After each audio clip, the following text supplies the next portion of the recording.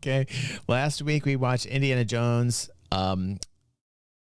Raiders of the Lost Ark, and this week we are watching Indiana Jones pitch meeting in the Temple of Doom. Okay, let's check it out. So, you have that new Indiana Jones script for me? Yes, sir, I do. Well, it's pronounced Indiana. Oh, that's right. I was thinking of the parody series my sleazy brother's working on. Oh, my God. So what's going on in this one? Well, it's going to be called Indiana Jones and the Temple of Very Bad Things. We'll workshop that. If you say so. So Indy's at this deal in Shanghai with a crime boss named Lao Che. I love the intro of the Temple of the Doom.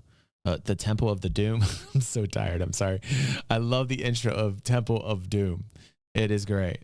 They do this like whole like 1930s kind of like song and dance thing. Remember that big gong that they run behind and they're shooting at the gong, and that is one of the best intros of all time. I love it. I love Lao it. Che, and Indy is going to get poisoned, and there's going to be this big fun action set piece where he's trying to get the antidote. Fun, super fun. He's going to punch a lady right in the face. What? And meanwhile, the female lead of the movie's scrambling around trying to get this diamond. Oh, a female lead, huh? What's her deal? Well, she's a singer at this nightclub they're at. Her name is Willie Scott. Oh, singing willies are tight. She does this thing where she screams.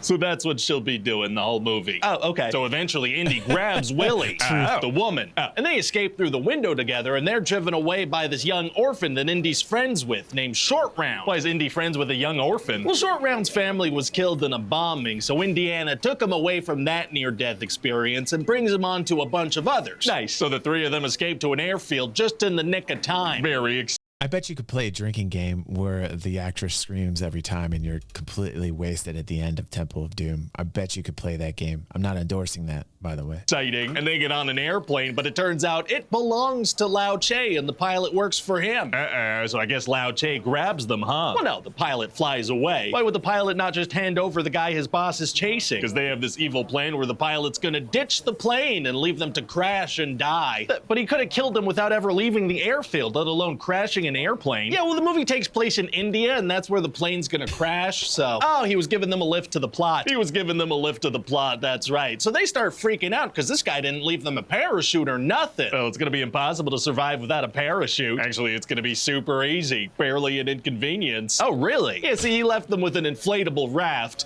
so...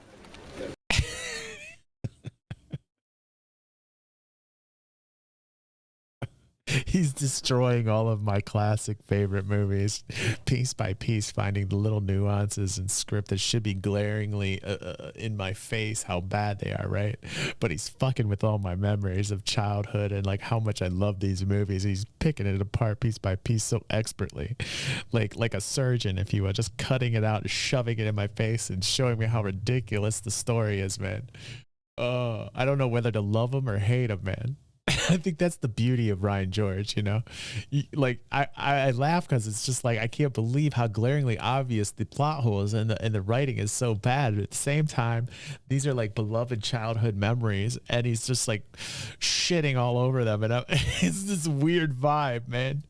So they just, you know, use that to float down and then toboggan down the Himalayas in it and then fly off a giant cliff and land in some water, do some rafting. I did not know inflatable rafts could do that kind of thing. I'm going to dangerously play around with one for sure. You should give it a shot, and children should too. Just bring an inflatable raft to any dangerous situation. The raft will get you out of it. I agree. That sounds like a great thing for kids to do. Now, would an inflatable raft keep you alive if you jumped off a building in one? Sure would. An inflatable raft basically makes you invincible. Mate. Anyway, so then they end up in this little Indian village, and the people say they need Indy's help. Why? Well, some evil folks from a nearby palace stole one of their rocks. Oh no! And this was a special rock. That's even worse! And they also kidnapped all their children. Yeah, that sucks too, I guess. So why do they need Indy's help? Well, they've just been praying for the white person to come around and save them. For the what? For the right person to come around and save them. Oh, okay. And Indy figures out that this is a magical Sankara stone, so he's interested, you know, archaeologically speaking. Very archaeologically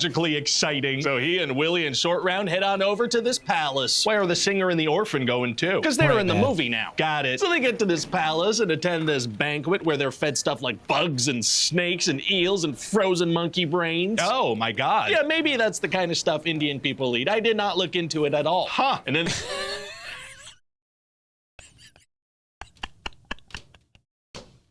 There's gonna be a funny scene where Indy and Willie are about to hook up. Oh, they like each other? They've shown nothing but disdain for each other, but they have compatible, parts, so Might as well. Might as well. But then the funny thing is that they're both playing hard to get. Willie wants him to come to her room to hook up, and he wants her to come to his room to hook up next to the orphan child. What? But then an assassin pops out and tries to kill Indy. Oh, no. And then Indy's gonna find a secret passageway in Willie's bedroom that leads to a bunch of bug tunnels and booby traps and stuff.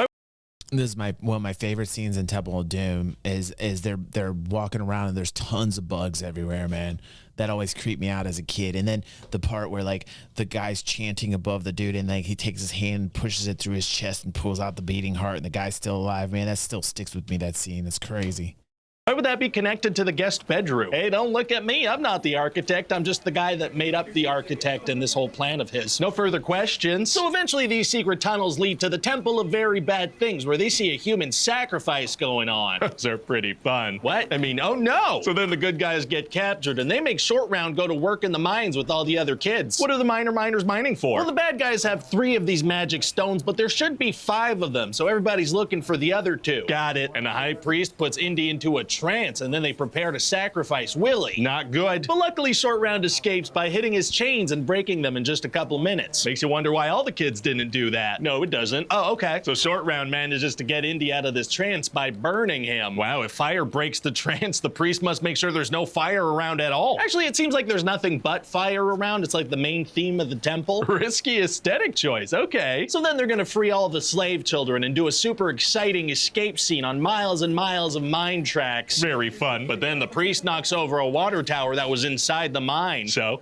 the mine tunnels are gonna get completely flooded. If the water tower was in there, how would there be enough water to fill up all the tunnels? Water expands to fill whatever container it's in. I think that's gas. Yeah, I think it's a gas too. It's a real good time. Never mind. So then they get cornered on this rope bridge above a bunch of crocodiles. Uh-oh. So Indy chops the rope and a bunch of bad guys fall into the water and immediately turn into screaming clothes. What? And then there are just the good guys and the high priest left dangling, so Indy's gotta fight them. Hell yeah, Indy, fight that dangling priest. So Indy invokes the name of Shiva, which causes the stones to light up and burn the priest, who then falls to his death. And this is the same Indiana Jones that doesn't believe in supernatural stuff in Raiders of the Lost Ark. Yeah, that movie takes place like a year after the events of this. Oh, you're killing me, man.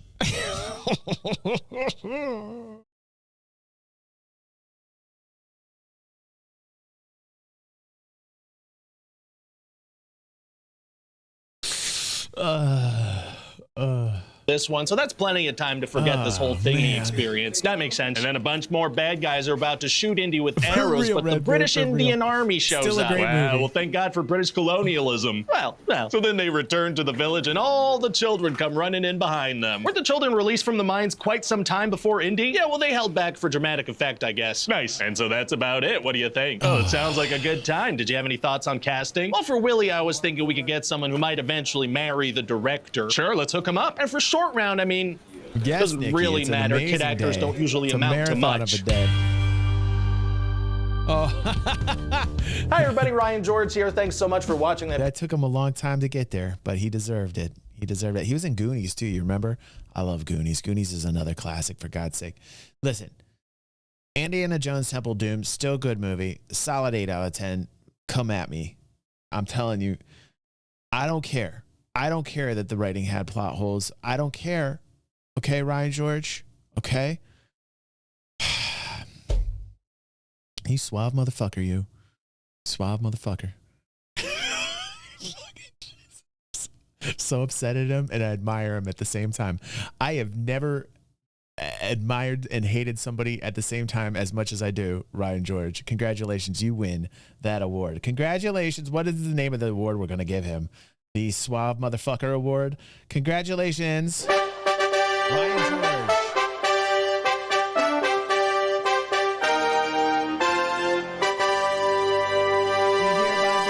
You the Suave Motherfucker Award, Ryan George.